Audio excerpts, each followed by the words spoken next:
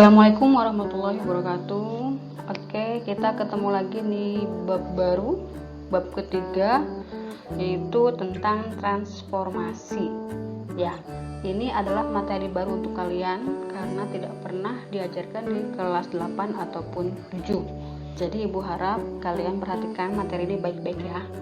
Nah, untuk transformasi ini sebenarnya ada 4 pembahasan, tapi Ibu tidak akan membahas semua 4-4-nya. Sekarang yang pertama aja dulu, yaitu tentang refleksi. Apa itu refleksi? Kita lihat materi selanjutnya, oke?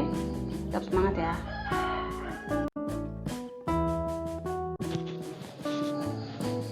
Kalau secara teori, refleksi itu adalah suatu transformasi yang memindahkan setiap titik pada bidang dengan menggunakan sifat bayangan cermin. Ya, tapi intinya ketika kalian mengerjakan soal refleksi, seandainya nanti lupa sama rumus, kalian bisa menggunakan konsep pencerminan. Ingat, kalau kita bercermin, bayangan kita pasti jaraknya sama dengan cermin. Artinya kalau kalian nanti ada soal ya, kemudian lupa rumusnya bagaimana, tinggal lakukan pencerminan ya. Ini memudahkan kalian untuk menyelesaikan soal. Oke? Di sini ada gambarnya, lihat. Seperti yang kalian lihat situ ada 2 gambar, yang satu jelas, yang satu adalah bayangannya. Nah, itu yang jelas, gambar yang jelas, segitiga yang jelas itu dicerminkan ya. Mana cerminnya? Garis yang di tengah-tengah antara dua benda itu ya. Jadi benda yang dicerminkan dan benda bayangannya atau benda dengan bayangannya itu mempunyai jarak yang sama dengan cermin. Nah, itu adalah kuncinya. Oke? Kita lanjut ke rumus dalam refleksi. Ada beberapa rumus yang harus kalian ketahui ya.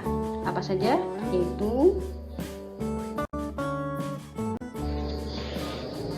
yang pertama adalah pencerminan terhadap titik asal O 0,0 ya. Jadi kalau titik asal itu kan 0,0. Nah, bagaimana kalau ada suatu titik kemudian dicerminkan terhadap titik asal?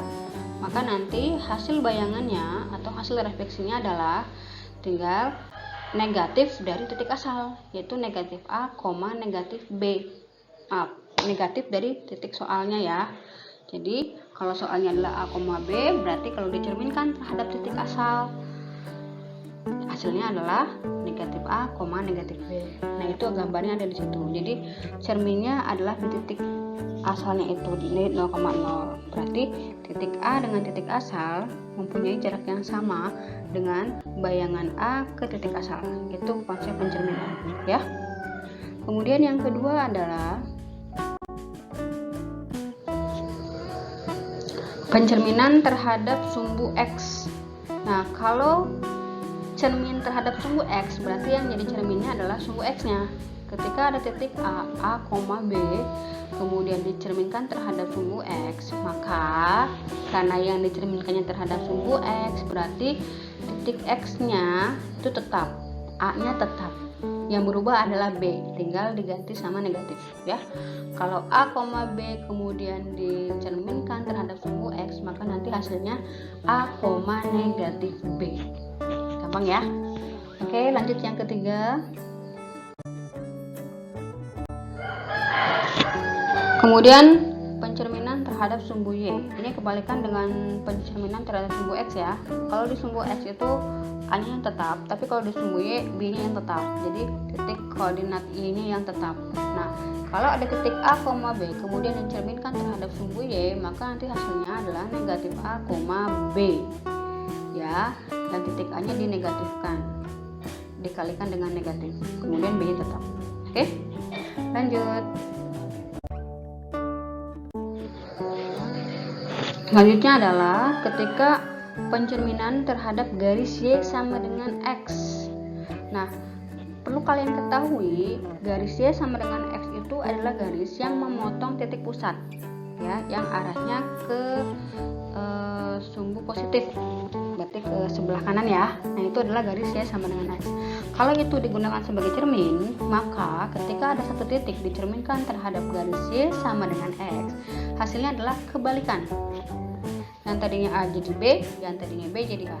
Jadi ketika ada A yaitu A, B, kemudian dicerminkan garis Y sama dengan X, maka nanti bayangannya adalah B, A. Oke, gampang ya. Lanjut ke rumus umum selanjutnya, yaitu kalau ini adalah pencerminan terhadap garis Y sama dengan negatif X. Kalau garis Y sama dengan X memotong titik pusat, Y sama dengan negatif X juga memotong titik pusat. Cuman beda arah ya. Kalau Y sama dengan X arahnya ke yang sumbu X, kalau Y yang X positif, maaf, tapi kalau Y sama dengan negatif X arahnya ke yang X negatif ya. Nah, kalau misalnya dicerminkan terhadap garis ini, artinya ketika ada titik A, B dicerminkan terhadap garis Y sama dengan negatif X, maka tetap ya, yang tadinya A jadi B, yang B jadi A dibalik dan ditambahkan negatif, dikalikan dengan negatif ya. Nah, itu adalah pencerminan terhadap garis Y sama dengan negatif X. Oke. Kemudian rumus umum selanjutnya adalah